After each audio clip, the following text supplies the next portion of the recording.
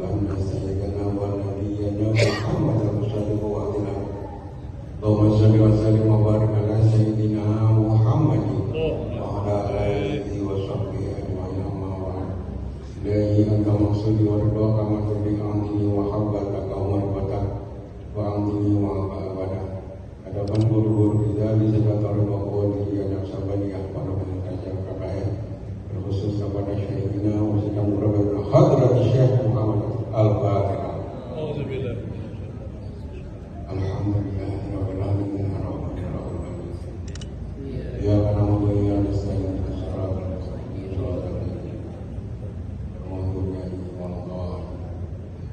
Kenapa para Syekh Rasul yang dihadirkan oleh guru kita, berilah berkah, doakan beliau-beliau sehat selalu sehat dalam rangka khidmat kepada muslim, mengurus pemerintah timur, Kang Keri Mulyadi,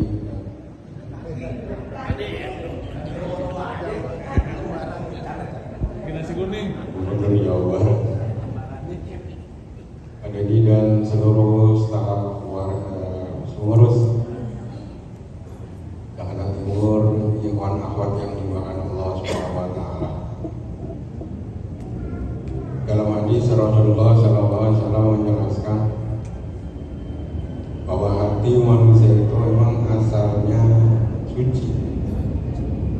Hati itu asalnya suci.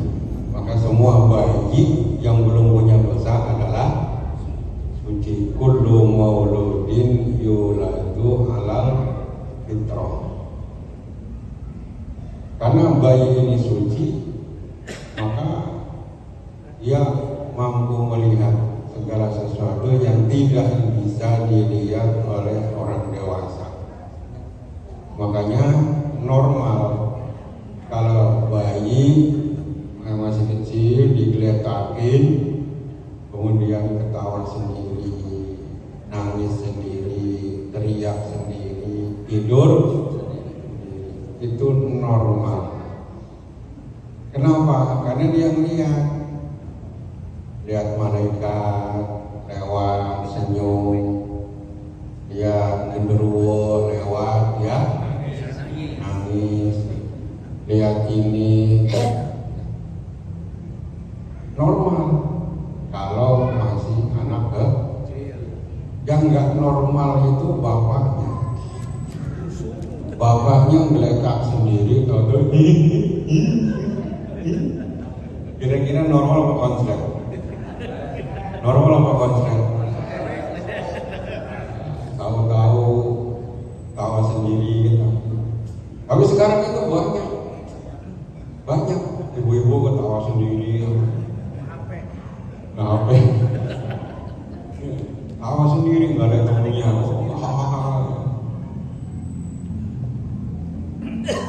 Seiring berjalannya waktu, dia udah kena taklif, kewajiban sholat, kewajiban puasa. Maka hati yang tadinya seseorang ini anak kecil itu bebas, anak kecil kan bebas, mau puasa mau enggak, mau juga anak kecil, mau sholat mau enggak juga, tapi ya disuruh sholat. Nah begitu dia udah kewajiban, sekali dia berbuat dosa, maka kata Rasulullah, nakata fi qalbihi nuktatan sauda. Maka hati yang tadinya bersih itu netes-tes ada noda hitam. Semakin sering dia berbuat dosa, maka semakin tetesan darah noda hitam itu semakin banyak. Akhirnya yang tadinya hati itu terang, hati itu bersih, karena terlalu banyak dosa, maka hatinya jadi gelap.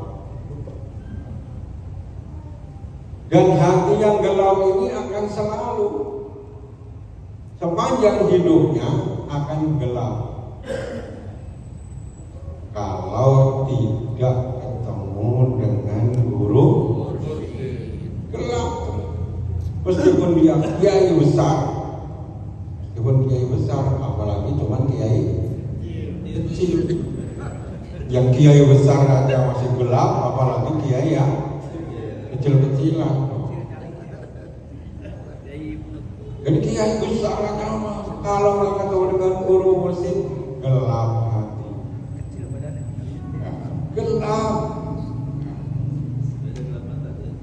gelap, makanya nggak kelihatan itu, nggak kelihatan, maka suka nabrak-nabrak. Gelap. Oleh karena itu beruntung,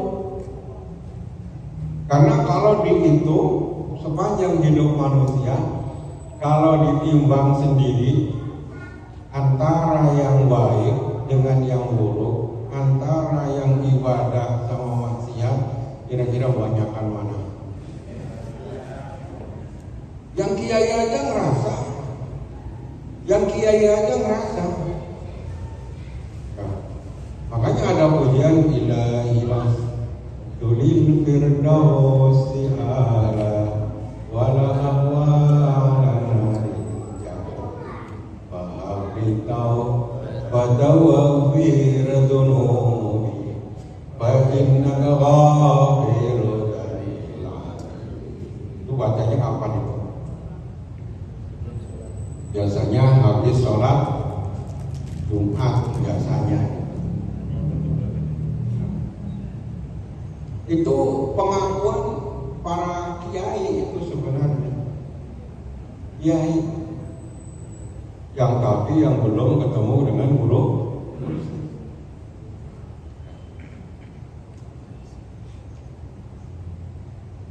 Ilahi nasdulil firdausi a'la. Ya Allah, saya kalau masuk surga enggak pantas. Kalau masuk surga enggak pantas. Meskipun sudah jadi kiai, kalau belum ketemu mursyid itu enggak pantas masuk surga. Yang kiai, apalagi yang bukan. Lah kiai kan ngaji dulu, ya lihat dulu ngajinya kan. Ngaji juga lihat ngajinya. Kiai kan sholatnya rajin, iya, oke, sholatnya rajin. Tapi kira-kira sholatnya bener apa enggak? Oh, kalau jadi kiai dia dijamin khusyuk gitu sholatnya. Dijamin khusyuk nggak? Kalau udah jadi kiai nggak ketemu dengan guru musik, sholatnya dijamin khusyuk nggak?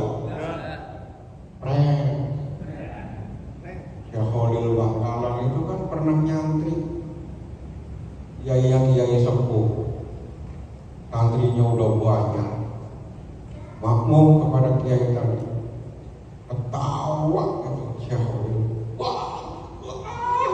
ketawa sejadi-jadinya terpinggal-pinggal, padahal lagi sholat.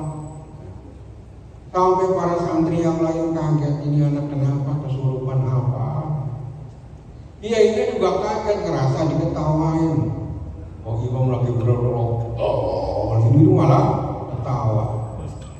Selesai sholat, Khalil dipanggil. Khalil, kamu kan tahu sholat kalau ketawa itu bisa membatalkan. Kenapa kamu ketawa? Apa jawabannya Khalil? Masih muda waktu itu. Ngapunten Kiai, mohon maaf Kiai, saya geli nggak tahan. Lah kenapa? Saya lihat bakul nasi muter-muter di kepala Kiai. Bakul nasi muter-muter di kepala Kiai. Oh, saya geli banget melihatnya. Kiainya kaget. Wih, memang sebelum waktu sholat ada undangan selamatan tetangga selamatan Syekh Khalil datang baca doa. Ini kiainya datang, begitu nenteng besek, namanya kiai kan ya, nenteng besek. Begitu taruh di rumah, datang waktu sholat, belum sempat dilihat ini isinya apa, ada angpaunya. Baru satu rakaat itu Kiai sambil baca Fatihah ingat itu berkat ya, itu isinya apa ya berkat. Dilihat oleh Syekh Khalil muter-muter. Akhirnya kata Kiai, waduh ini gawat ya ada santri kayak begini. Udah kamu pindah aja, mondoknya jangan di sini. Buka kartu gue lu. Jadi kiai. Ya. Termasuk sekelas Imam Ghazali. Imam Ghazali sendiri belum ketemu, waktu ketemu belum ketemu dengan guru musik. Adiknya yang namanya Imam Ahmad ini jadi makmum, ketahuan Imam Ghazali mikirin karangan. Lagi nulis bab khair tentang darah merah, darah hitam, darah setengah merah, setengah hitam. Lagi nulis datang waktu sholat. Ternyata waktu sholat ke bawah. Waduh, tadi sampai mana ya tulisannya? Ketahuan sama adiknya yang ahli toreko yang sudah punya kulit Muhammad. Akhirnya Imam Ahmad bisa tuh. Ngapain imam kepada makmum kepada imam yang sudah yang sholatnya enggak khusyuk. Makanya guru kita kasih maklumat, jangan makmum kepada orang yang belum. Kenapa? Sekelas Imam Ghazali aja masih begitu sholatnya, apalagi imam-imam yang bukan Ghazali itu Romli. Oh, Arif ini, apalagi Imam Samudra ada.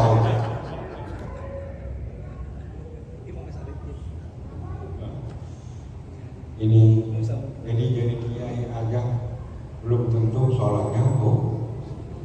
Maka tegaskan guru kita, talqin zikir itu supaya sholat kita pas diterima oleh Allah Subhanahu.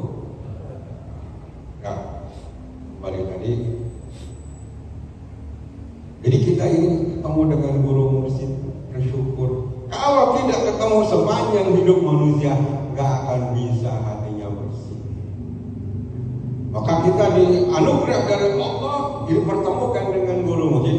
Kita ditalkin, begitu ditalkin semuanya dibersihkan oleh guru.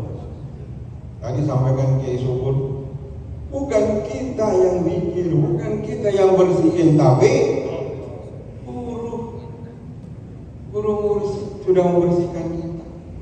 Kita tinggal jaga bersih, jaga kebersihan, terutama kebersihan hati. Makanya kata Adi, jagalah hati, jangan kau kotori, jagalah hati. Bila istri sedang marah, suami gak usah gelisah, kasih saja duit merah, senyum istri pasti merekah. Apabila duit receh, bibir istri tambah memblek. Itu kata siapa? Memang cuma diuin doang. Jadi suruh dijaga hatinya, dijaga. Setelahnya kita ditalkin, kasih nih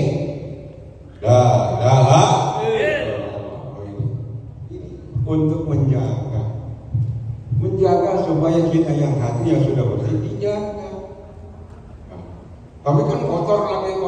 Tenang aja kalau udah punya guru musik mah. Kotor bersih lagi.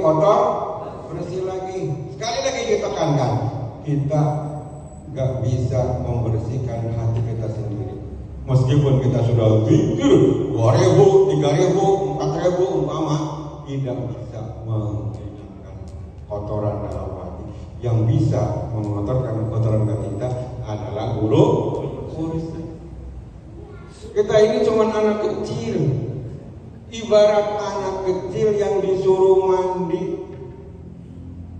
Orang tuanya sibuk, emaknya kan biasanya sibuk, lagi masak, lagi nyuci. Ini daripada bocah ngerecokin, disuruh mandi sendiri. Nih nak, suruh mandi, nih sabunnya, tuh airnya.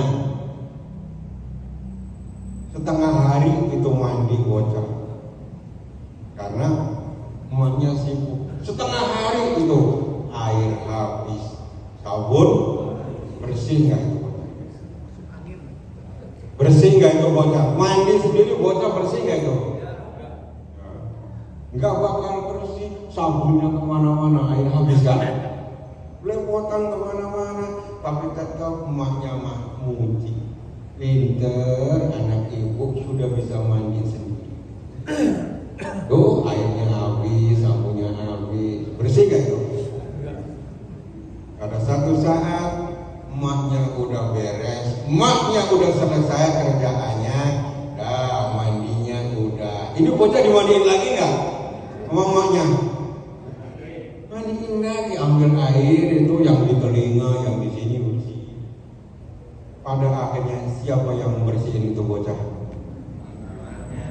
Emaknya.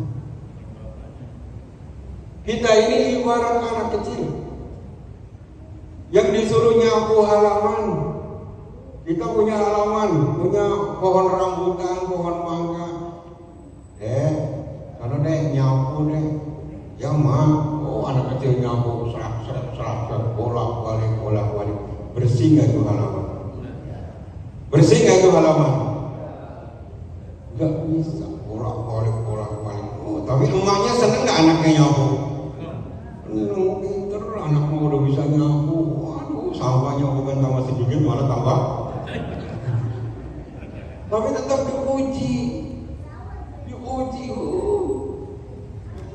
Pada akhirnya emaknya udah kerjaannya udah kelar, udah selesai. Masih emaknya anak bocah itu masih nyapu. Yang akhirnya nyapu halaman siapa? Emaknya, anaknya ditangkap tuh seumuran anaknya Ki Subur, anaknya digendong, disentangan pakai tangan kiri, emaknya ini tak selesai. Emaknya nyapu pakai tangan kanan, anaknya diteteng. Pada akhirnya yang bersihin hakikatnya siapa? Emaknya, tapi tetap anak dapat poin. Kita juga begitu, yang dikir 2.000, 3.000, ilallah, tapi ada poin, dipuji oleh guru kita, pinter, ikhwan condet, pinter, ikhwan condet. Maka ketika kontrak umur habis, kita masih belepotan, karena kita ya harus diakui atau tidak, pikir kita masih jauh. Disuruh zikir jahar malah jadinya zikir, disuruh kanan kiri malah kiri kanan, disuruh fokus, disuruh konsentrasi, hadirkan hati malah ngelamun. Pernah nggak zikirnya kayak gitu? Model zikir kayak gitu bersihin hati jauh. Kata orang awal, jauh di mata, jauh dari harapan, jauh panggang dari. Tapi yang tetap ini la ilaha Samsu, ada Sam, bagus nggak? Ada Samsu, ada juga Samtu, zikir sampai jam 1. Tuh madhab Ikhwan sono. Nah saya nggak Samtu bening. Mending zikir sampai jam 1, zikir sampai setengah 1 katanya. Mulainya jam berapa? Jam 12. Hebat. Ya masih bagus, dapat poin, masih ada kemauan. Tapi sekali lagi ditekankan, zikir yang kita laksanakan jauh, kita tidak bisa membersihkan hati kita. Pada akhirnya kontrak umur kita habis, kita masih belepotan, hati kita masih belepotan. Guru yang tanya, udah waktunya, yuk pulang. Sebelum ikhwan ini pulang, dimandiin dulu sama guru, dibersihkan dulu sama guru, sehingga dia datang kepada Allah. Kata biqolbin, itulah pentingnya